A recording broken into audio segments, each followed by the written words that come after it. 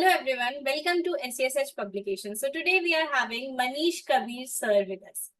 Firstly, I would like to congratulate you sir कि आपकी book हमारी पब्लिकेशन के साथ में पब्लिश हो चुकी है और अब सभी प्लेटफॉर्म्स पे लाइव भी है. So आपको कैसा लग रहा है? How are you feeling? Ma'am बहुत अच्छा लग रहा है एक्चुअली. एक आथर के लिए मतलब ये सबसे बड़ी खुशी है जब उसकी बुक निकलती है, पब्लिश होती है. और ये आपके सहयोग से हुआ. मैं आपको अप्रिशिएट करता हूँ. Thank you so much sir for your kind words. Sir सबसे पहले तो हमारी ऑडियंस को अपनी किताब के बारे में बताइए कि आपकी किताब में हमें क्या कुछ जानने को मिलने वाला है. सो कुछ बताइए उसके बारे में.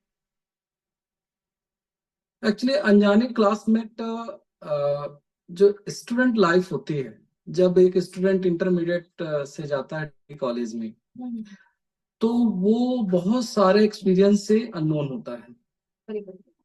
और जब वो जाता है तो देखता है कि अरे इंटरमीडिएट में तो ऐसा होता था और यहाँ तो अलग ही है.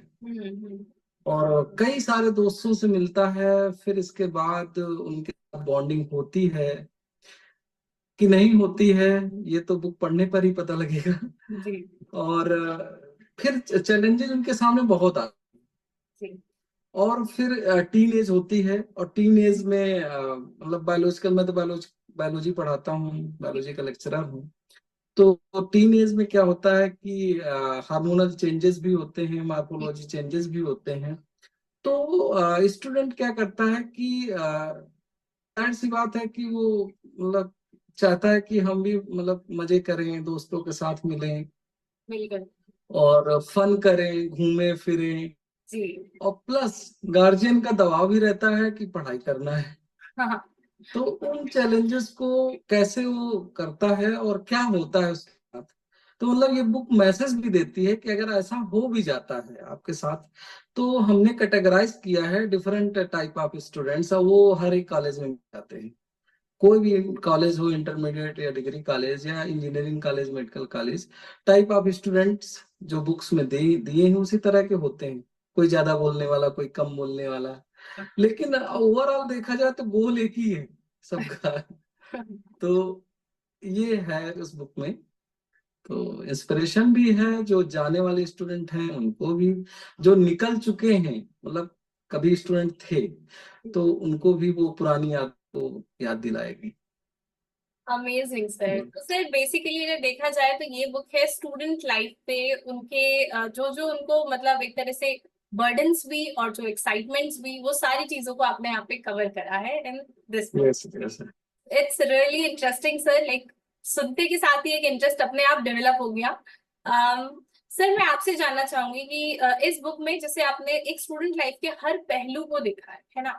तो आप बताइए आपके हिसाब से स्टूडेंट लाइफ के कौन कौन से ऐसे एस्पेक्ट्स हैं जो कहीं ना कहीं एक इंसान को बनाने में सबसे ज्यादा अहमियत है.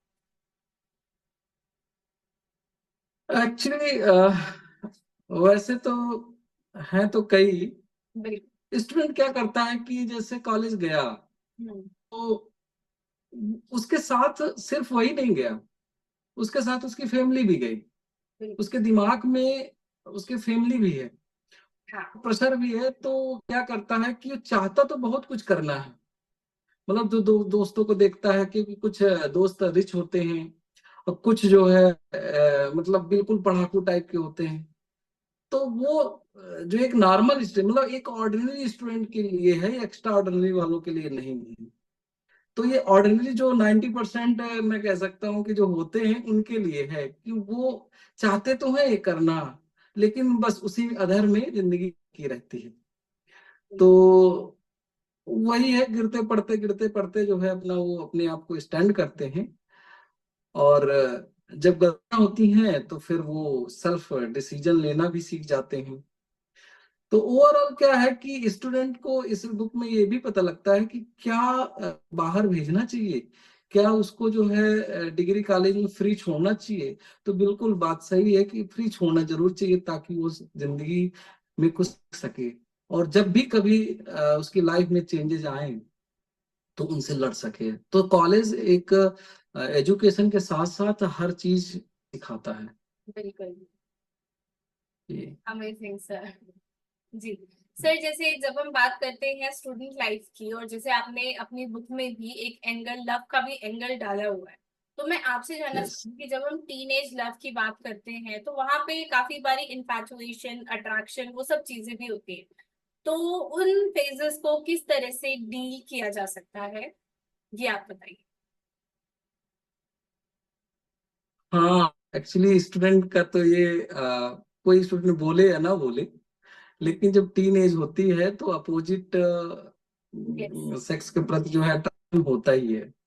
और वो भी देखता है कि यार हमारी भी कोई गर्लफ्रेंड हो, तो उसके लिए वो थोड़ा सा एफर्ट करता है।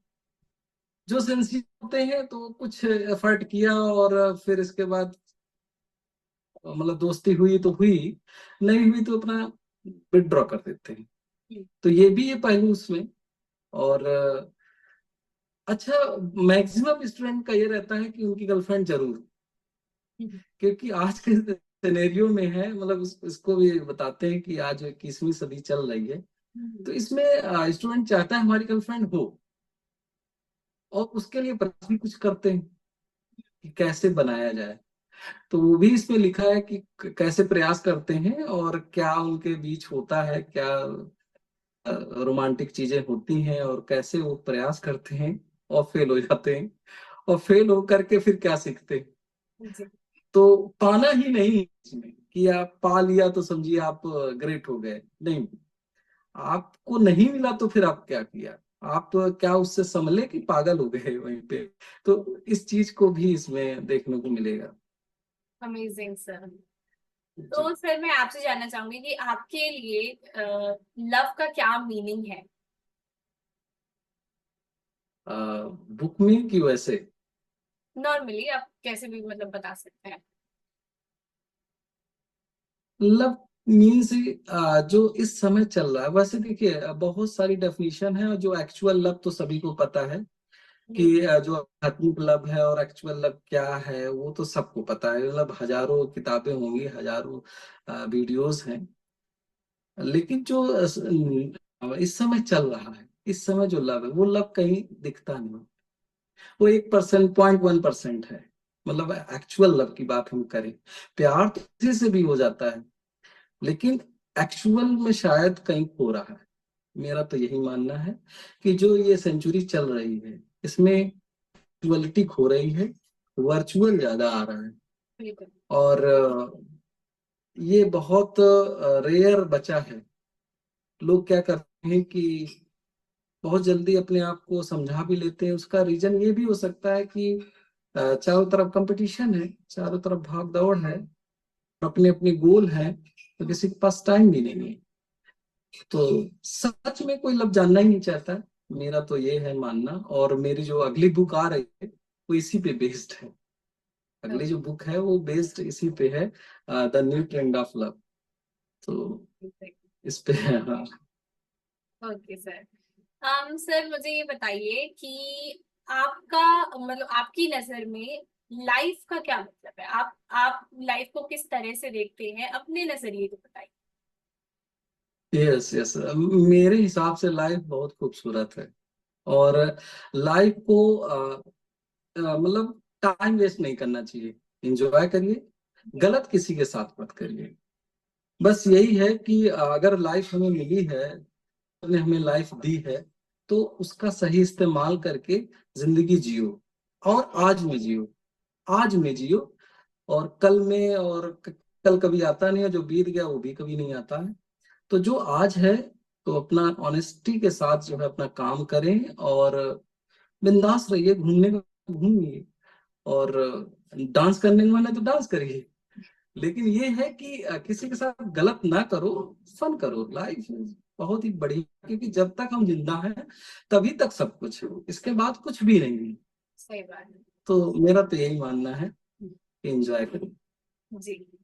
सर हमें बताइए कि आपकी ये राइटिंग की जो जर्नी है वो आखिर शुरू कैसे हुई, आपने कैसे लिखना शुरू करा, और आज आप एक एस्टैब्लिश्ड ऑथर हैं, आपकी किताबें आ रही हैं, तो ये पूरी जर्नी किस तरह की रही, इससे आपने क्या क्या सीखा, वो सब कुछ बताइए। एक्चुअली वैसे मैं बाय चांस ही हूँ लेखक बाय ओके। और प्रोफेशन तो मैं एक टीचर हूँ। Yes. I am a lecturer in inter college और बायोलॉजी लेक्चरर हूँ यूपी बोर्ड में। तो बाय चांस ये हुआ कि मैं लिखता था, मेरा दिमाग ऐसा कहता था कि खाली मत बैठ, कुछ करो। तो लिख लिख के रखता था। कभी जो है डायरियां जल भी जाती थी, कभी फट भी जाती थी। और फिर इसके बाद क्या हुआ,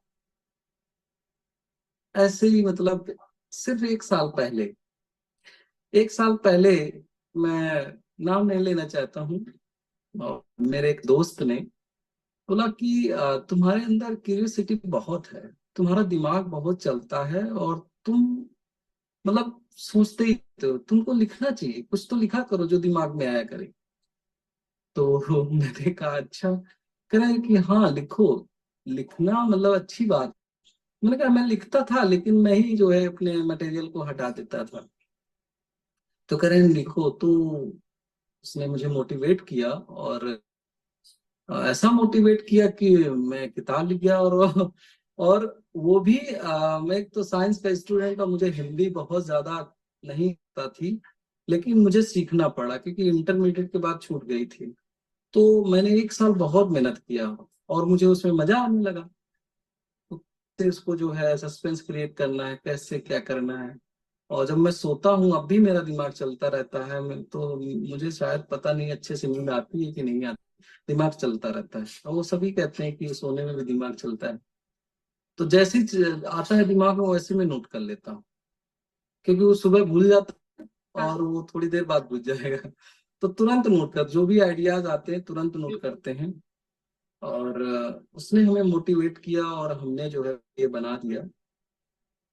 टूटी फूटी सही, जो हिंदी में आई थी अनजानी क्लासमेट, लेकिन उसको दूसरा एडिशन करेक्शन करके हमने किया उसको।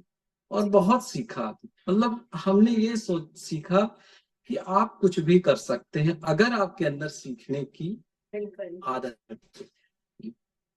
जी सर। आपके लिए कुछ इम्पॉसिबल नहीं है। कोई जरूरी नहीं कि आप साहित्य में ही हो, हिंदी में हो तभी आप लिख पाएंगे, ऐसा कुछ नहीं। ये मेरा अपना खुद का एक्सपीरियंस है। Amazing. Sir there's a concept called love at first sight. आपका क्या मानना है कि ऐसा कुछ एग्जिस्ट करता है, या फिर ये बस मूवी वालों ने एक हाइप काइंड ऑफ क्रिएट कर दी है? So what do you think about it? Actually ये बुक मेरी जो है नॉन फिक्शन ही है, अच्छा। और एग्जिस्ट करता है, जो मैंने देखा करता है।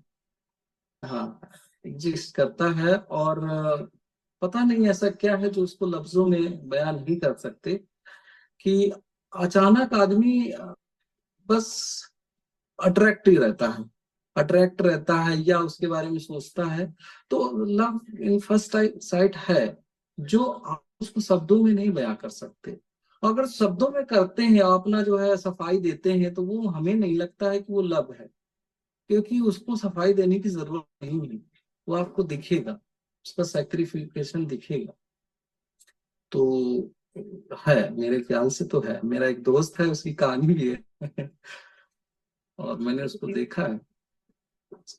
जी। Great sir. सर, एक क्वेश्चन आता है जो बहुत ज्यादा हर जगह सुना है, लेकिन एग्जैक्ट आंसर थोड़ा काइंड ऑफ मुश्किल है।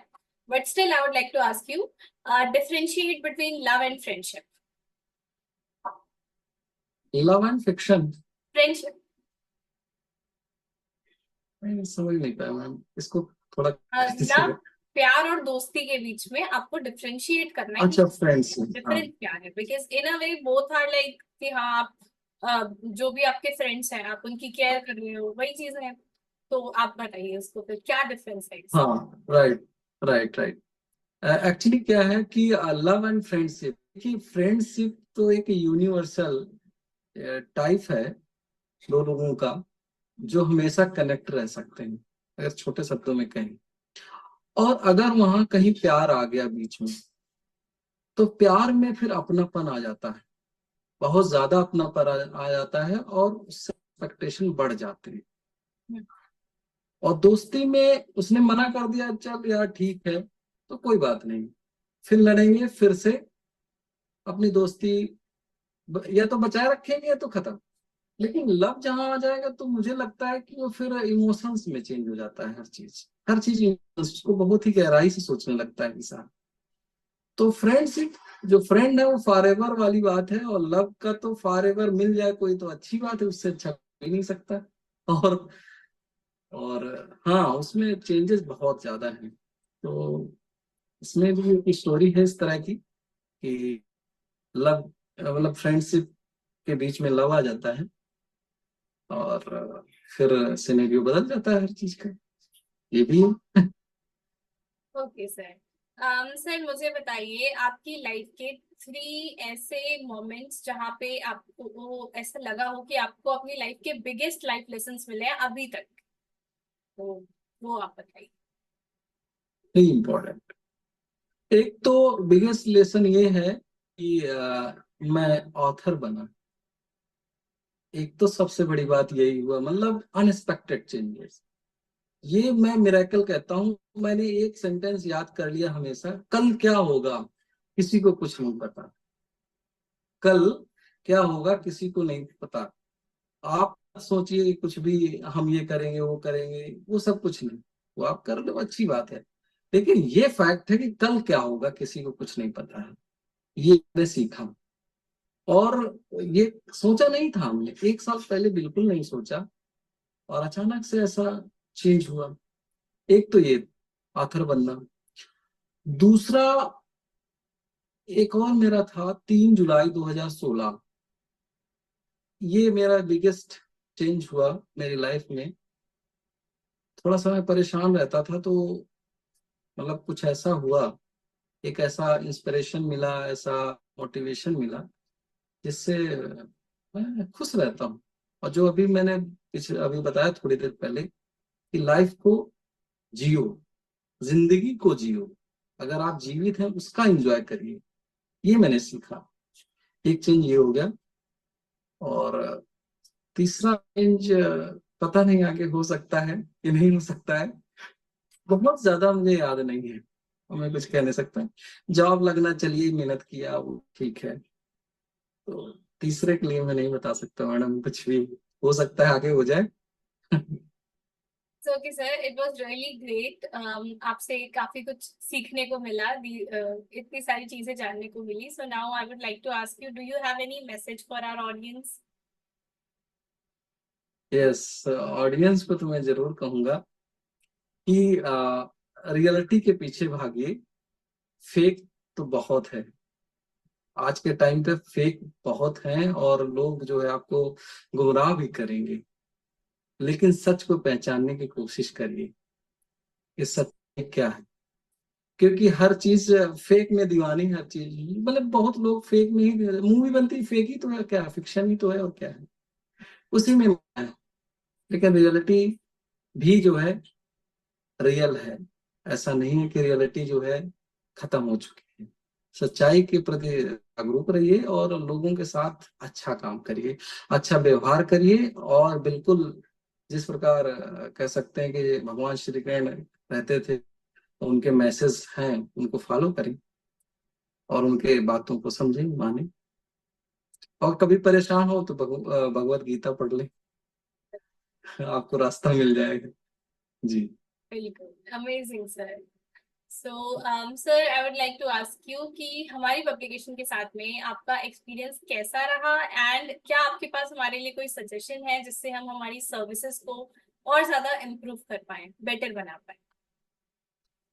सजेशन मैम, तो आप बहुत अच्छा कर रहे हैं। सजेशन तो मेरा कुछ भी नहीं, बस एक ही कहूंगा कि आप ऑथर से कनेक्ट रहें, जैसे रहते हैं, रह रहे हैं, जैसे आप हैं। मैं तो अनुभव किया आपके साथ कि आप लोग जुड़े रहते हैं और सुनते हैं, समझते हैं कि ऑथर क्या कह रहा है। बस यही कंटिन्यू करते रहे, बाकी आपको सब कुछ पता है। और बाकी जैसे मुझे तो अच्छा लगा आपसे जुड़ करके, ऐसी, लेकिन मेरा जो फीडबैक है पुराने उससे, तो मैं थोड़ा सा डिसपॉइंटेड था, लेकिन आपके साथ बड़ा अच्छा लगा। और मुझे लगा ये कि आप जो है समझते हैं, आथर की फीलिंग को समझ रहे हैं और काम कर रहे हैं उस तरह से, तो ये अच्छा लगा। और मैं हमेशा जुड़ना चाहता हूँ आगे, ताकि जो है हमारा जो है बना रहे ऐसे कनेक्शन। जी। Thank you so much sir, it was really nice interacting with you. आपसे काफी सारी चीजें जानने को मिली एंड आई होप हमारी ऑडियंस ने भी काफी एंजॉय करा होगा इस इंटरव्यू को। So thank you so much sir for this amazing interview. Thank you ma'am, thank you so much.